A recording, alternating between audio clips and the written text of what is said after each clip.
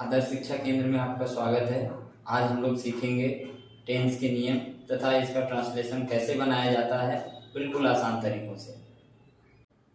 सबसे पहले हम लोग जानेंगे कि टेंस क्या होता है, ये कितने प्रकार के होते हैं, इसे किस किस विधि द्वारा बनाया जा सकता है। तो आइए हम लोग इसे सीखते हैं। जैसा कि आप देख रहे हैं कि टेंस हम लोग सीखने वाले हैं, तो टेंस का परिभाषा हम लिखे हुए हैं और इसे हम लोग समझेंगे।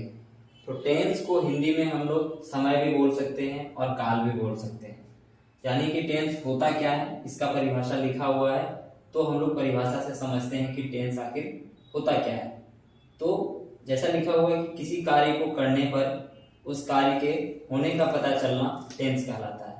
यानी किसी भी कार्य हो, अगर आप किसी कार्य को कर रहे हैं तो उसे आप कब कर रहे हैं, कब आप उसे करेंगे, या फिर उस काम को आप समाप्त कर चुके हैं। तो आखिर जब आप किसी काम को करते होंगे, चाहे वो कोई भी काम हो, तो वहां पे एक समय होता है। या तो आप उसे कर चुके हैं, या तो आप उसे अभी वर्तमान में कर रहे हैं, या तो उसे आप करना चाहेंगे। तो वो जो भी उसका समय होगा, मतलब टेंस उसी को कहते हैं जब किसी भी काम को जब आप कर रहे हैं तो उसका समय का पता चलना। आप जब भी उसे करेंगे तो उसका समय का जब पता चल जाता है तो उसी को हम लोग टेंस कहते हैं। तो एक बार हम लोग परिभाषा देखते हैं फिर से कि किसी कार्य को करने पर उस कार्य के होने का पता चलना टेंस कहलाता है। तो यहाँ तक तो कोई प्रॉब्लम नहीं होना चाहिए। जहां तक हम देख पा रहे हैं कि एकदम सरल भाषा में लिखा हुआ है इसका परिभाषा। एक बार आप देख लीजिए कि किसी कार्य को करने पर उस कार्य के होने का पता चलना टेंस कहलाता है। अब हम लोग इससे आगे बढ़ेंगे कि टेंस कितने प्रकार के होते हैं, इस पे अभी हम लोग चर्चा करेंगे। ये अभी तक हम लोग इसका परिभाषा डेफिनेशन हम लोग सीखे हैं, ठीक है। अभी हम लोग देखते हैं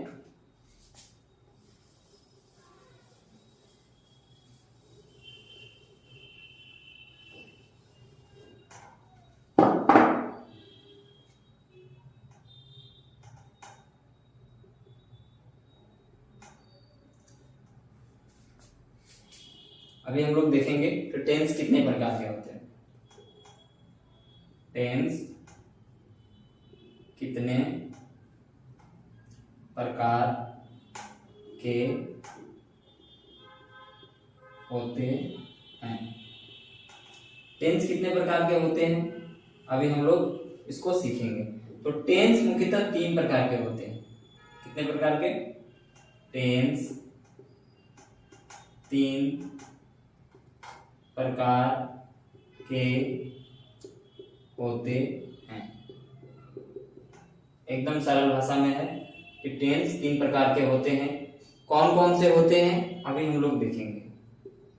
पहला होता है प्रेजेंट टेंस।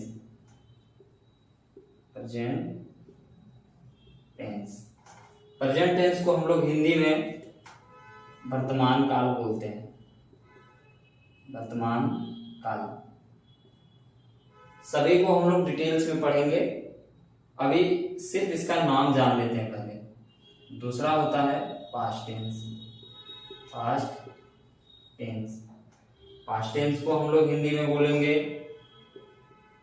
भूतकाल। और तीसरा और अंतिम होता है फ्यूचर टेंस।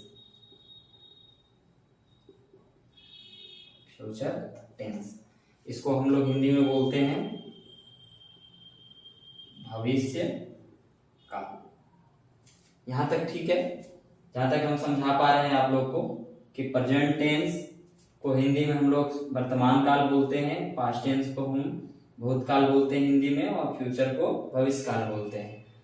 अभी ये present tense, past tense, future tense ये है क्या, इसके ऊपर हम लोग चर्चा करेंगे और विशेष रूप से जानेंगे कि आखिर टेंस को कितने भागों में बांटा गया है।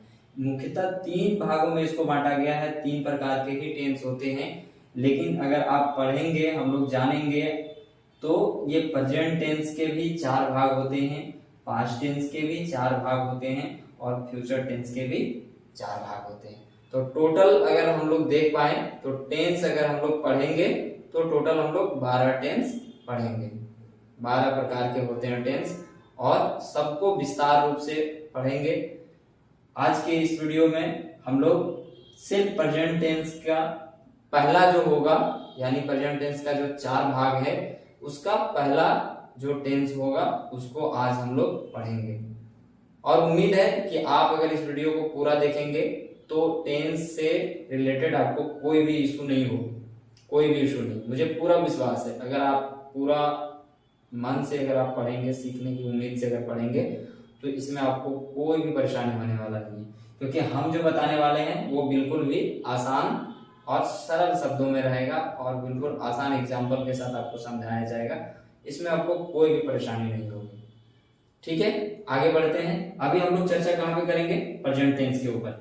प्रेजेंट टेंस का परिभाषा देखेंगे, इसको कैसे पहचाना जाता है, इसका बनाने का नियम क्या होगा, एकदम विस्तृत रूप से हम लोग चर्चा करेंगे।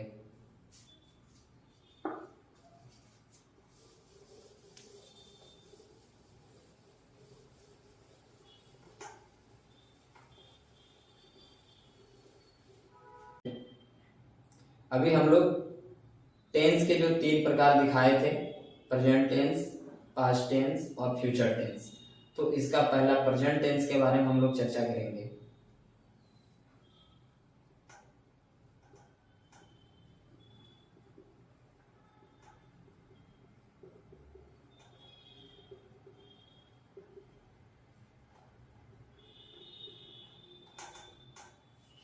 प्रेजेंट टेंस होता क्या है? प्रेजेंट मतलब वर्तमान, अभी जो चल रहा है, जो कि अभी चलता जा रहा है, जिसे हम लोग कर रहे हैं, जैसे अभी हम पढ़ा रहे हैं, यानी कि पढ़ाने का काम कर रहे हैं, तो ये वर्तमान में किए गए सभी कार्य का उल्लेख जो है प्रेजेंट टेंस से किया जाता है। वर्तमान में जितने भी कार्य हो रहे हैं, जितने भी किए जा रहे हैं, सबका उल्लेख इस टेंस में होगा। इसको और भी हम लोग विस्तार से पढ़ेंगे, और कोई भी कंफ्यूजन आज इसका ट्रांसलेट करने में, ट्रांसलेशन बनाने में कोई भी इशू नहीं आएगा। समझाने का कैसे आप इसको पहचान पाएंगे, इसका जो सेंटेंस होगा, तो ये सारा चीज एक प्रॉब्लम होता है जो कि किसी न मतलब बहुत सारे विद्यार्थियों को ये फेस करना पड़ता है कि आखिर हम जो टेंस सीखे हैं उसको पहचानेंगे कैसे। तो हम ऐसा एक उदाहरण लेकर के आपको बताएंगे, इसका जो डेफिनेशन होगा वो बिल्कुल सरल होगा, और प्रत्येक को हम इतनी सरल भाषाओं में समझाएंगे कि मुझे पूरा उम्मीद है कि आप इसको सीखने के बाद कभी नहीं भूल पाएंगे। आइए हम लोग इसे सीखेंगे। तो प्रेजेंट टेंस को हम लोग कितने भागों में बांट चुके हैं, तो हम लोग इसे लिखेंगे प्रेजेंट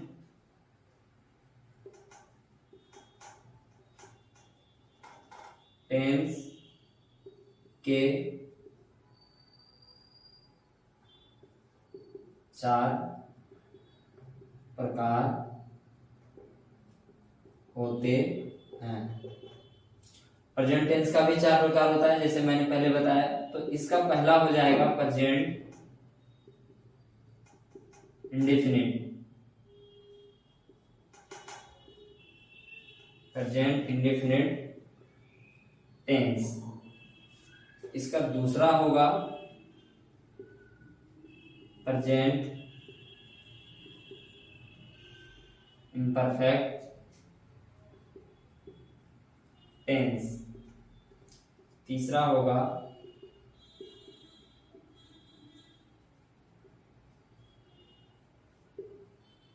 प्रेजेंट परफेक्ट टेंस। चौथा इसका और अंतिम होगा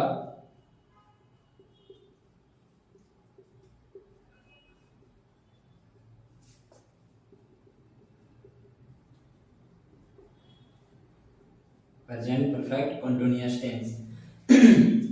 तो प्रेजेंट परफेक्ट कंटीन्यूअस टेंस ये आपका,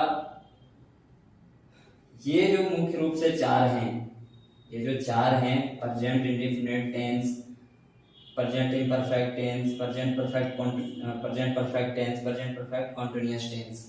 तो ये जो 4 हैं ये प्रेजेंट टेंस के 4 प्रकार हैं। तो अभी हम लोग इसको कौन सा सीखेंगे, तो ये इसका पहला वाला सीखेंगे, प्रेजेंट इंडेफिनिट टेंस। टेंस जब भी आप सीखेंगे उसमें सबसे पहला आपको कहीं पे भी सीखने को मिलेगा तो ये आपका सीखने को मिलेगा, पहला सबसे पहला यही है।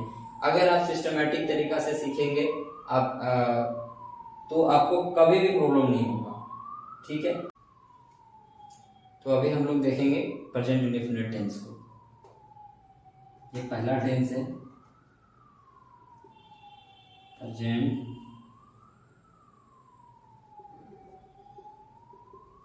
इंडेफिनिट टेंस, ठीक है।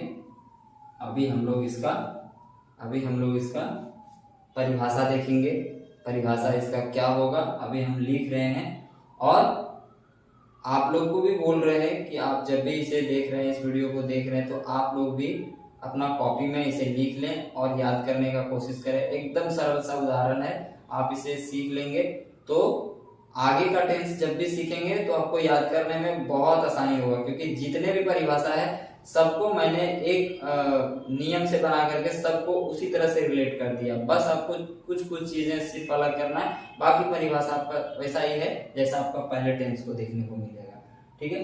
तो प्रेजेंट इंडेफिनिट का परिभाषा क्या होगा कि जिस किसी भी वाक्य के क्रिया के अंत में ता है, ती है, ते हैं, ते हो इत्यादि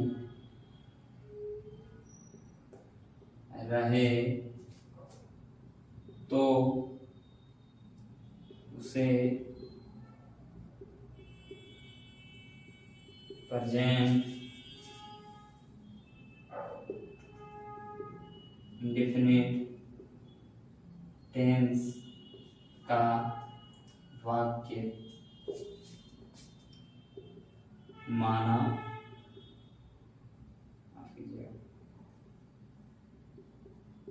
जाता है। इसको आप लोग या तो डेफिनेशन बोल सकते हैं या तो पहचान करने का तरीका मान सकते हैं, ये एक ही है। जैसे आप जब भी किसी टेंस के वाक्य को पहचानेंगे नहीं तो आप उसे बनाएंगे कैसे, ठीक है। जब एक बार आप उसे पहचान लेंगे तो फिर उस टेंस का जितने भी नियम है वो आप लगा पाएंगे और उसे सही तरीके से बना पाएंगे। तो मुख्य रूप से कहने का बात यही है कि आप किसी का अगर परिचय से अगर आप उसे अगर पहचान नहीं करने पा रहे हैं तो फिर आप उसे बनाएंगे कैसे। तो सबसे पहला इसका मुख्य चीज है डेफिनेशन, और डेफिनेशन प्लस ये पहचान का नियम भी है।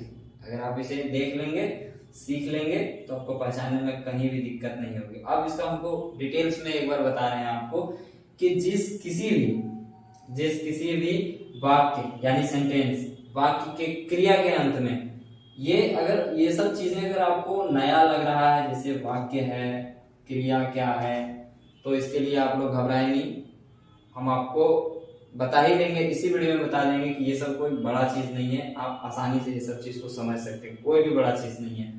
जैसे आप सिर्फ इस समय डेफिनेशन समझने की कोशिश कीजिए, वीडियो के अंत तक ये सब सारा चीज आपको हम क्लियर कर देंगे। और एक चीज और बताना चाह रहे हैं, हो सकता है ये वीडियो आपको लंबा हो क्योंकि पहला है वीडियो, इसमें आपको समझाने का हम पूरा कोशिश करेंगे।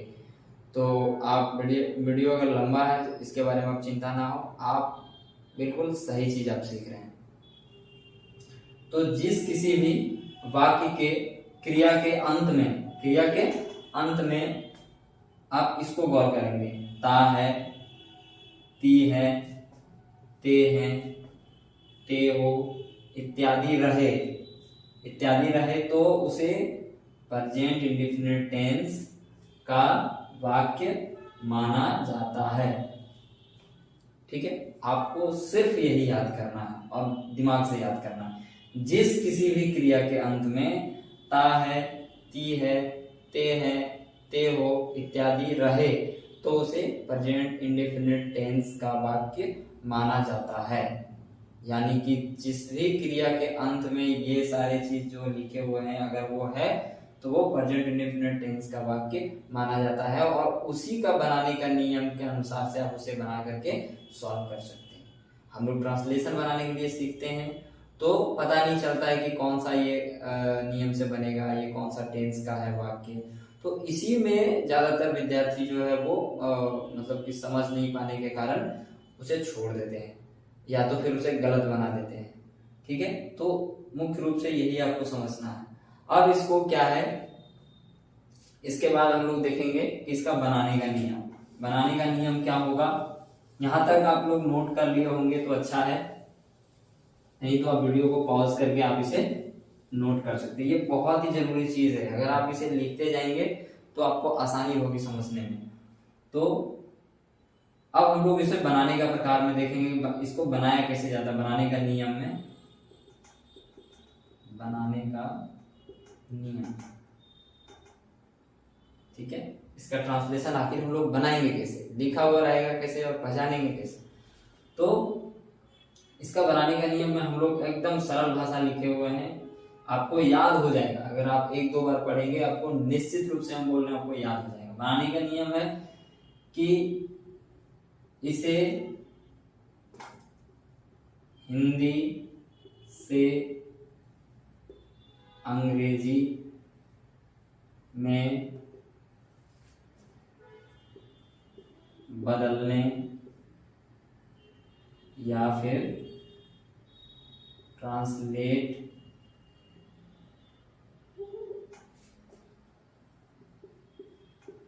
करने के लिए सबसे पहले कर्ता,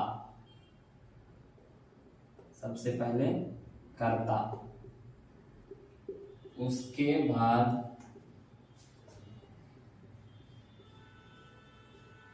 क्रिया को लिखा जाता है, और अगर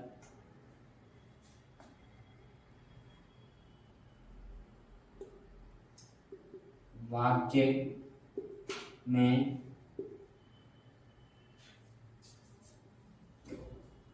अन्य शब्द भी है तो उसे अंत में लिखकर वाक्य को पूरा किया जाता है। ये इतना सारा जो लिखा हुआ है ये आखिर है क्या, आपको लगता होगा बहुत ज्यादा है, लेकिन ये कुछ नहीं है। अगर आप देखेंगे तो ये सिर्फ बनाने का नियम लिखा हुआ है कि कैसे इसको बनाएंगे। जैसे इसे हिंदी से अंग्रेजी में बदलने के लिए, बदलने मतलब जब हम हिंदी में कोई वाक्य लिखा हुआ उसे जब हम अंग्रेजी में ट्रांसलेट करेंगे, यानी ट्रांसलेशन जब हम बनाना सीखेंगे, उसके लिए क्या करना पड़ेगा, सबसे पहले हमको कर्ता लिखना पड़ेगा। करने के लिए सबसे पहले कर्ता, उसके बाद क्रिया को लिखा जाता है, और अगर वाक्य में अन्य शब्द भी है तो उसे अंत में लिखकर वाक्य को पूरा किया जाता है। लेकिन यहाँ पे एक शर्त है कि जब हम क्रिया को यूज करेंगे, ठीक है, तो क्रिया को यूज यहाँ पे दो प्रकार से करते हैं। ठीक है, पहला क्या होगा कि यदि कर्ता थर्ड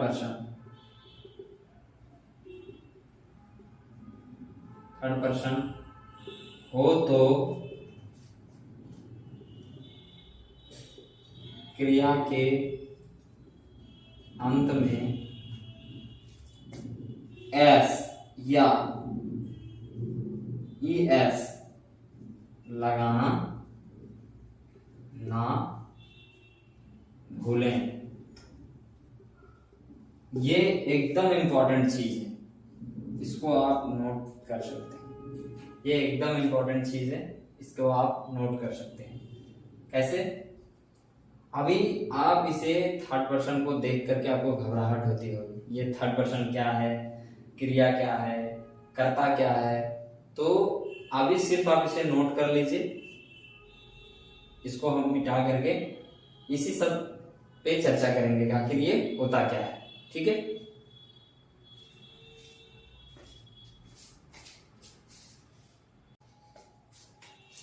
आप लोगों को 2-3-4 शब्द इसमें नया नया लगा होगा, या तो जिनको पता भी है तो उनको एक बार फिर से हम बता देना चाहते हैं कि हम लोग क्या क्या इसमें शब्द लिखे थे। सबसे पहले तो लिखे थे कि कर्ता, कर्ता क्या होता है भाई, और लिखे थे क्रिया, क्रिया क्या होता है, और क्या लिखे थे, थर्ड पर्सन, थर्ड पर्सन। ठीक है, अभी ये सब हम लोग शॉर्ट में समझ लेते हैं, इसका एक अलग से विस्तार से वीडियो हम बना करके आप लोग के लिए दे देंगे, लेकिन अभी आप इसे खास तौर पे सिर्फ समझने के लिए देख लीजिए। और ज्यादा ये सब है नहीं बड़ा, मतलब ज्यादा इतना विस्तार रूप से इसको सीखने का जरूरत है भी नहीं, लेकिन फिर भी हम आप लोग को बता देंगे। लेकिन अभी एक मोटा मोटी अनुमान लेकर के चलिए, इसको पहचानने का तरीका क्या होगा और ये सब है क्या, आखिर इसका एक हम शॉर्ट सा इंफॉर्मेशन दे देते हैं। कर्ता क्या होता है, किसी भी काम को, किसी भी काम या फिर कार्य को करने वाले को, करने वाले को कर्ता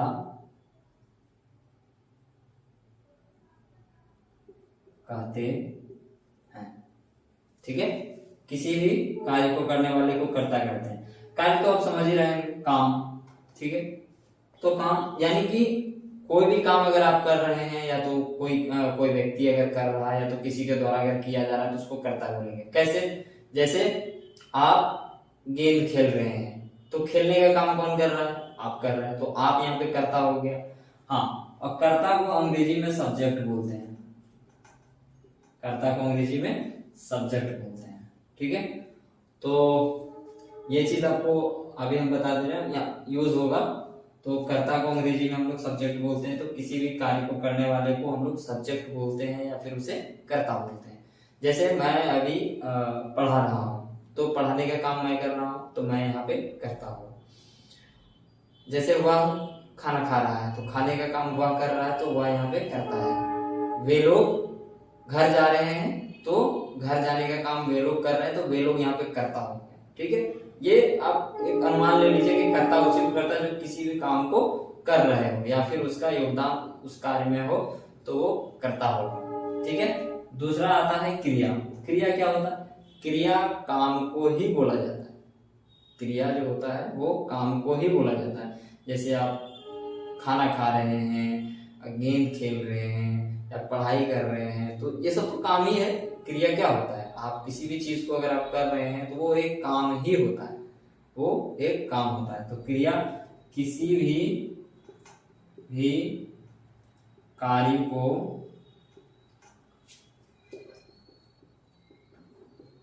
क्रिया कहते हैं। आप इसे सिर्फ समझने के लिए अभी एक शॉर्ट में हम आपको बता रहे हैं, सिर्फ इसे दिमाग में रख लीजिए। जब अभी हम बनाने की कोशिश करेंगे तो ये सब चीजें आएंगी अभी, तो इससे आप लोग को परेशानी ना हो, इसके वजह से अभी हम आप लोग को बता रहे हैं। अब ये थर्ड पर्सन क्या होता है, यहाँ तक तो आप लोगों को क्लियर हो गया होगा। सब्जेक्ट, हाँ, क्रिया को अंग्रेजी में वर्ब बोलते हैं। क्या बोलते हैं, वर्ब बोलते हैं, थर्ड पर्सन। तो थर्ड पर्सन क्या होता है कि जैसे थर्ड पर्सन में मुख्य रूप से आता है ही, सी, इट, या किसी का नाम। ठीक है, ये आपका थर्ड पर्सन हो गया। आप इसे नोट कर लीजिए, ही, सी, इट या किसी का नाम जब भी होगा तो वो थर्ड पर्सन में कहलाएगा। यही ही, सी, इट। ही मतलब क्या होता है, वह होता है, लेकिन मेल के लिए होता है, लड़कों के लिए होता है। सी क्या होता है, सी का हिंदी भी होता है वह, लेकिन ये फीमेल के लिए होती है, यानी कि लड़की लोग के लिए होती है।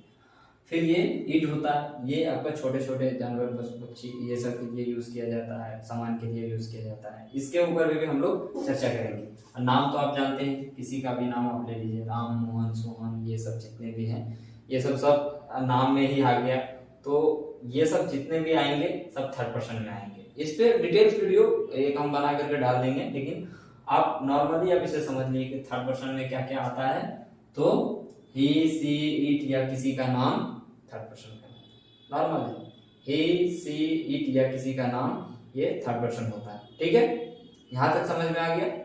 तो हम लोग अभी हम समझेंगे सब्जेक्ट समझ लिए हैं, वर्ब समझ लिए हैं और थर्ड पर्सन समझ लिए हैं। ठीक, अब इसमें तो कोई दिक्कत नहीं होना चाहिए जब हम लोग बनाने के लिए सीखेंगे। ठीक है, हम लोग आगे बढ़ते हैं। टेंस का जो बनाने का नियम जो हम लोग पीछे छोड़ दिए थे, बीच में छोटे छोटे चीज हम आपको बताने लगे थे, जैसे थर्ड पर्सन बताए, क्रिया बताए, सब्जेक्ट बताए। ठीक है, ये सब जो चर्चा अभी हुई है, तो इसे आप अगर नोट कर लिए हैं तो बहुत अच्छी बात है। नहीं अगर नोट किए हैं तो वीडियो को थोड़ा सा पीछे ले जाइए, आप उसे नोट कर लीजिए, समझने में आसानी होगी। और इतने पेशेंस के साथ अगर आप वीडियो देख रहे हैं तो मैं एक चीज विश्वास के साथ बता रहा हूँ, आप कुछ ना कुछ सीख रहे हैं। क्योंकि आदर्श शिक्षा केंद्र इस यूट्यूब चैनल पे आपको वही चीज दिखाई जाएगी, वही चीज आपको दिया जाएगा जो एक बेहतरीन क्वालिटी का हो, जो आपके शिक्षा जगत में शिक्षा से जुड़े हुए सभी विद्यार्थियों को एक लाभकारी हो। जैसे अभी एक ग्रामर का हम एक सिलेबस उठा लिए हैं, तो उसमें से सबसे पहले हम टेंस को कंप्लीट कर देंगे, उसके बाद आपको सारा वीडियो आपको मिलेगा इस चैनल पे। ठीक है, तो चलते हैं हम आपको बताने के लिए कि हम लोग सीख रहे थे प्रेजेंट इंडेफिनिट टेंस बनाने का नियम। तो अगर आपको उदाहरण याद है, नहीं याद है तो आप अपना कॉपी में देखिए जो आप लिखे हैं, क्या लिखे थे। हम ऐसे ही बोल रहे हैं, आप अपना किताब में देखिए। तो बनाने का नियम जब था उसमें लिखा हुआ था कि जिस भी हिंदी के क्रिया के वाक्य के अंत में ता है, ती है, ते हो इत्यादि रहे तो उसे हिंदी से अंग्रेजी बनाने के लिए सबसे पहले कर्ता, उसके बाद क्रिया लिखा जाता है, और अंत में अगर कोई शब्द है तो उसे अंत में जोड़ करके वाक्य को पूरा किया जाता है। ठीक है, यहाँ तक क्लियर है। नोट में हम लिखवाए थे कि अगर कर्ता यानी सब्जेक्ट थर्ड पर्सन है तो उसके क्रिया के अंत में एस या ई एस लगा करके वाक्य को पूरा किया जाता है। अगर फर्स्ट पर्सन सेकंड पर्सन है तो इसके लिए टेंशन नहीं है, हम आपको सिर्फ अभी थर्ड पर्सन बताएं। थर्ड पर्सन को छोड़ करके जितने भी पर्सन है, एक फर्स्ट होगा, एक सेकंड होगा और एक थर्ड जो है अभी हम बता ही दिए। तो फर्स्ट और सेकंड और थर्ड का टेंशन लेने की जरूरत नहीं है, एक अलग से हम वीडियो बना देंगे। अभी आप समझ जाएंगे, मुझे पूरा उम्मीद है। तो अब हम लोग बनाने का नियम पे आएंगे। अब लिखा हुआ है, इसका एग्जाम्पल क्या आएगा बनाने में। जैसे कि एक सिंपल उदाहरण लेते हैं, जैसे राम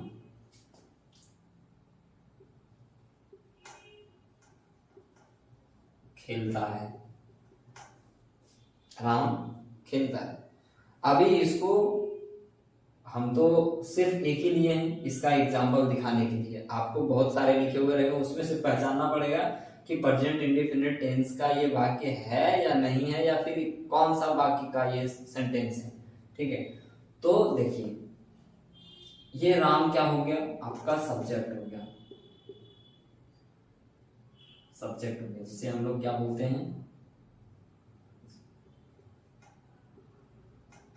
कर्ता बोलते हैं। ठीक है, खेलता है, यहां पे खेलना,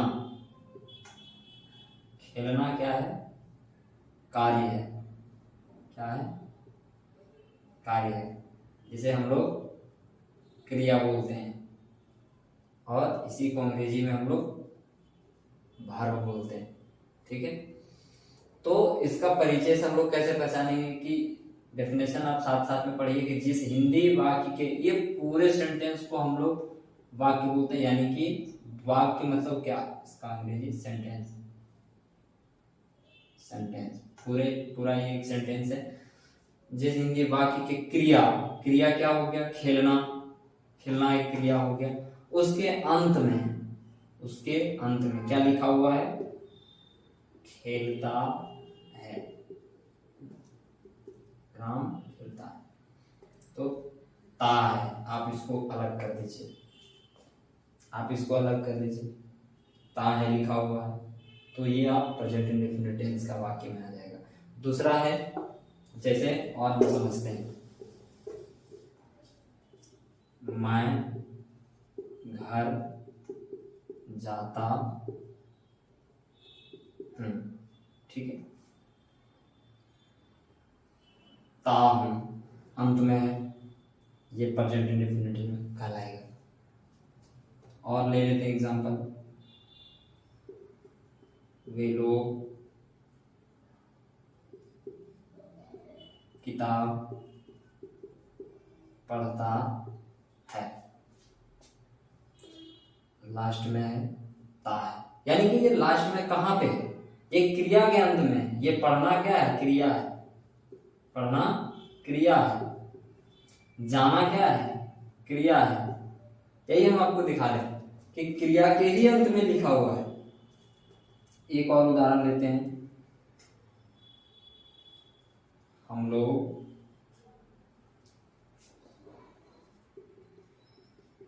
बाजार जाते हैं, यहाँ पे क्रिया क्या हो गया, जाना, काम मतलब यही है, जाने का काम कर रहा है, इसके अंत में लिखा हुआ है ते है। और हम तो पहले ही आपको बता दिए थे कि जिस भी क्रिया के अंत में ता है, ती है, ते है, ते हो इत्यादि अगर है तो फिर वो प्रेजेंट इंडेफिनिट टेंस का वाक्य कहलाएगा।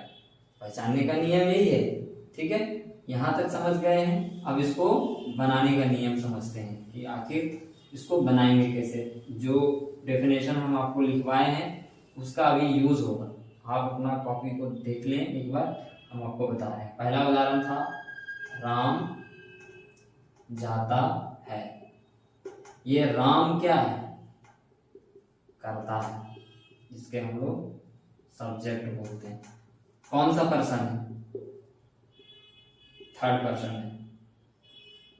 आपको याद आता होगा हम क्या बोले थे, किसी का भी नाम, क्या बोले थे, किसी का भी अगर नाम भी हो तो वो थर्ड पर्सन कहलाता है। तो ठीक है, राम का तो राम लिखेंगे, बनाने के नियम में क्या लिखेंगे, राम, क्योंकि नियम में लिखा हुआ। इसे हिंदी से अंग्रेजी बनाने के लिए सबसे पहले कर्ता, तो सबसे पहले कर्ता लिखें, सबसे पहले क्या लिखें, कर्ता, उसके बाद क्रिया।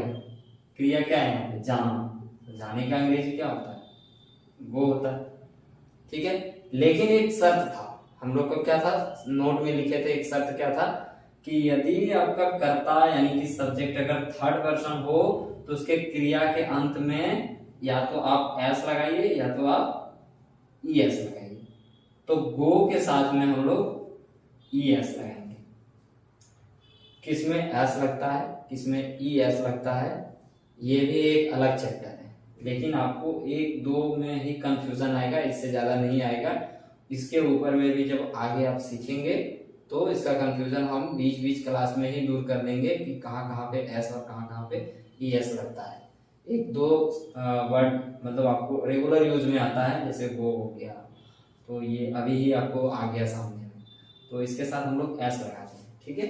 अभी हम लोग दूसरा उदाहरण क्या लिए थे, इसको ठीक है हम यहाँ पे लिख देते हैं। दूसरा उदाहरण क्या था, मान लीजिए कि मैं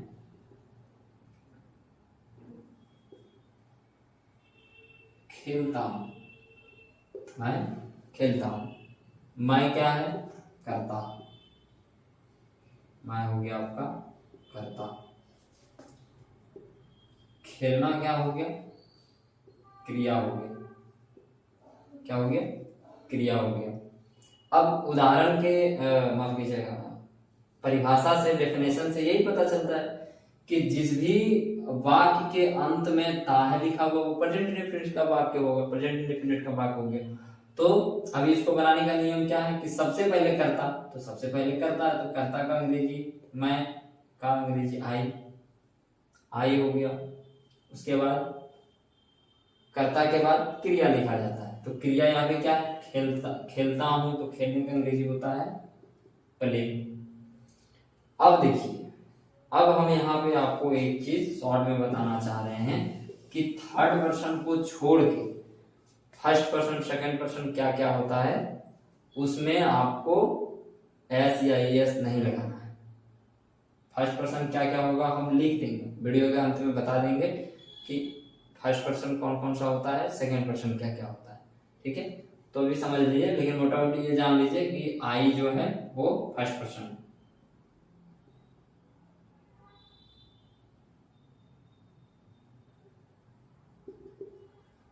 फर्स्ट पर्सन है, माफ कीजिएगा, वो मैं यहाँ पे मिटा दिया था इसलिए, ठीक है।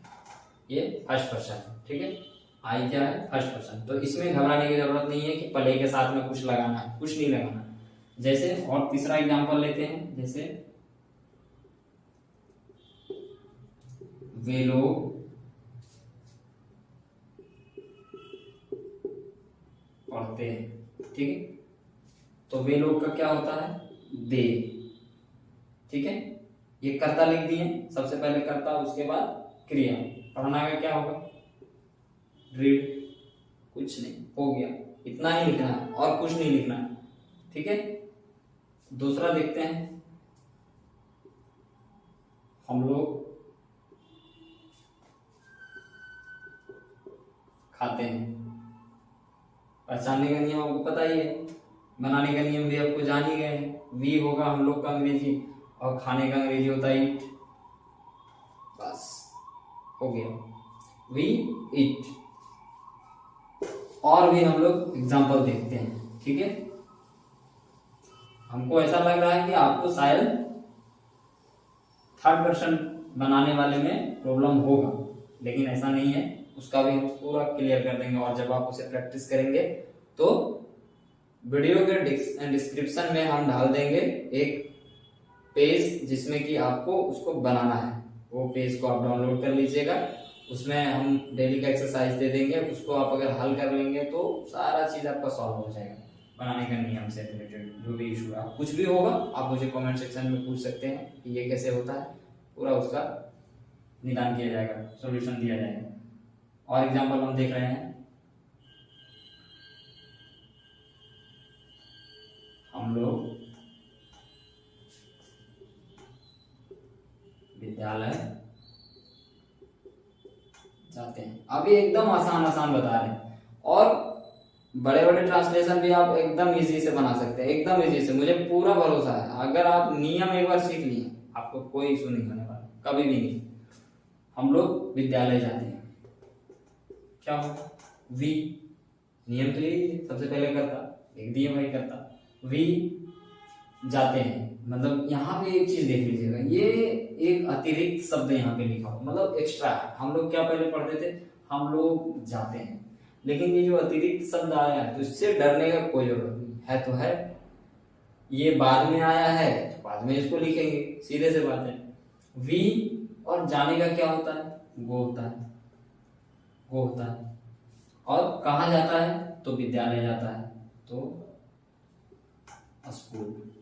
अभी ये सेंटेंस बन गया, लेकिन ये अधूरा है, क्यों है पता है, जब एक नियम आता है, प्रीपोजिशन बोलता है उसे, आप जब उसको बताएंगे तो आप सीख लेंगे, बहुत इजी है। लेकिन एक ये भी मतलब एक थोड़ा पेचीदा वाला चीज है कि अभी उसको जब हम बताए नहीं तो कैसे आपको बता देंगे यहाँ पे टू लगेगा या फिर क्या लगेगा। लेकिन आप एक अनुमान लगा लीजिए, या तो फिर इसको आप मतलब लेके ही चलिए, बाद में इसके बारे में डिटेल्स पढ़ेंगे, एक अलग बात है। लेकिन अभी क्या है कि आप इसको मोटा मोटी एक चीज समझ लीजिए कि एक जगह से किसी एक स्थान से दूसरे स्थान पे अगर हम लोग जाते हैं तो स्थान जब हम छोड़ते हैं तो एक जगह से दूसरे जगह जाने पर हम लोग टू का यूज करते हैं। कहीं से कहीं से तो निकल ही रहा है, और निकल करके कहाँ जा रहा है, विद्यालय जा रहा है, ठीक है। तो इसको हम लोग पूरा कंप्लीट वाक्य बनाने के लिए टू, ये नियम में नहीं लिखा हुआ है, इस टेंस का नियम में नहीं है, ये प्रीपोजिशन का नियम है, ठीक है।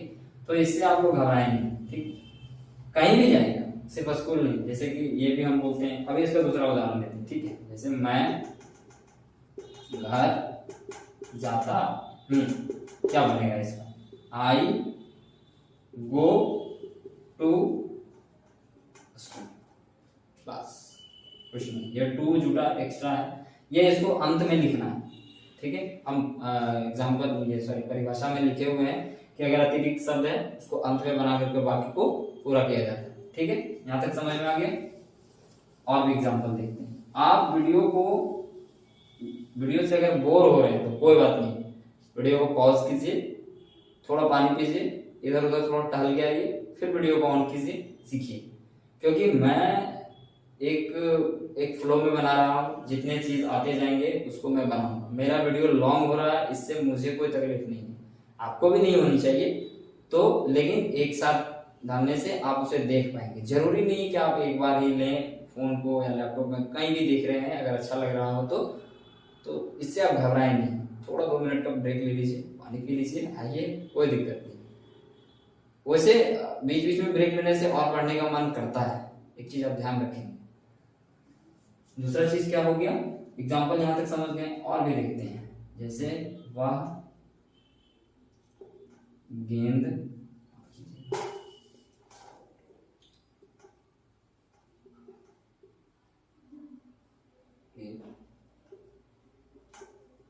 खेलता है, क्या हो जाएगा, ही। अब ध्यान रखें, वह जो है वो थर्ड पर्सन है, एकदम यही पे एकदम आप शुरू में जैसे ही कर्ता को लिखे यानी सब्जेक्ट को लिखे, आपको एकदम कान जो है अलर्ट हो जाना चाहिए कि ये तो भाई थर्ड पर्सन है, इसका क्रिया के अंत में एस या ई एस तो लगाना ही पड़ेगा, नहीं तो पूरा सेंटेंस गलत हो जाएगा। ठीक है, तो ही खेलना का होता है प्ले, क्या खेलता है, क्रिकेट। ये कंप्लीट हो गया क्या, नहीं हुआ, क्यों, क्योंकि प्ले तो अभी तक नॉर्मल है, इसका अंत में एस या एस लगाया नहीं है, यहाँ पे एस लगा, ही प्लेस क्रिकेट। ठीक है, दूसरा वह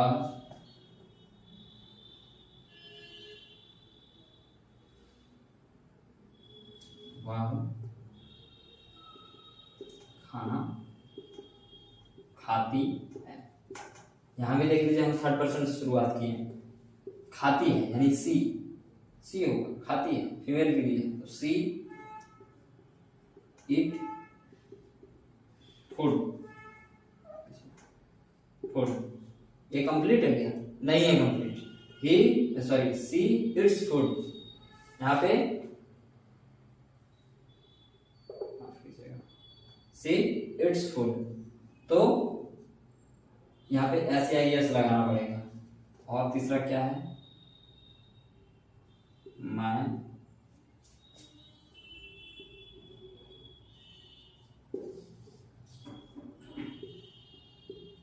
किताब पढ़ता हूँ, क्या होगा, आई रीड बुक। मैं तो फर्स्ट पर्सन है, तो इसका क्रिया के अंत में यानी रीड के अंत में एस या एस नहीं लगाना है। ठीक है, यहां तक आ गया समझ में, एकदम कोई दिक्कत नहीं होगा।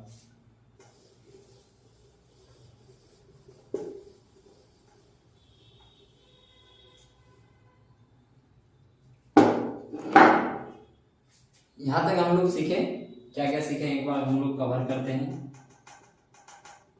प्रेजेंट,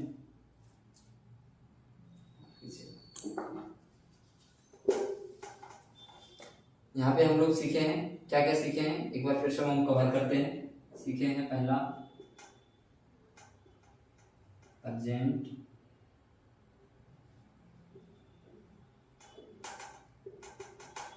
इंडेफिनिट टेंस के परिभाषा, और क्या क्या सीखे हैं,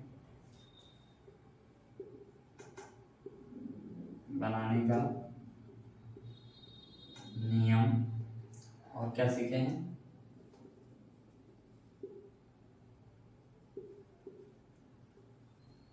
पहचानने का नियम, और साथ में सीखे हैं